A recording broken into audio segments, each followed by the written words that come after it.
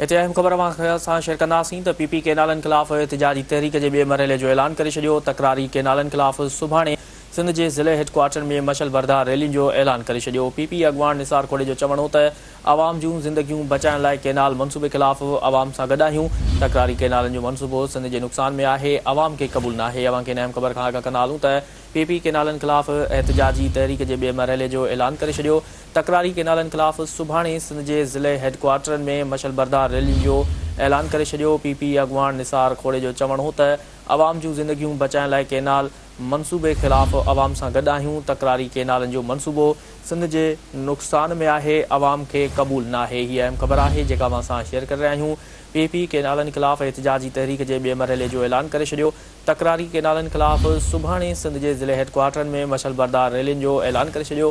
PP अॻवान निसार खोड़े जो चवणो त आवाम जूं ज़िंदगियूं बचाइण लाइ केनाल मनसूबे ख़िलाफ़ आवाम सां गॾु आहियूं। तकरारी केनालनि जो मनसूबो सिंध जे नुक़सान में आहे, आवाम खे क़बूल न आहे। हीअ अहम ख़बर आहे जेका असां शेयर करे रहिया आहियूं। पीपी केनालनि ख़िलाफ़ एहतिजाजी तहरीक जे ॿिए मरहले जो ऐलान करे छॾियो। तकरारी केनालनि ख़िलाफ़ सुभाणे सिंध जे ज़िले हेडक्वार्टर में मशल बरदार रैलियुनि जो ऐलान करे छॾियो।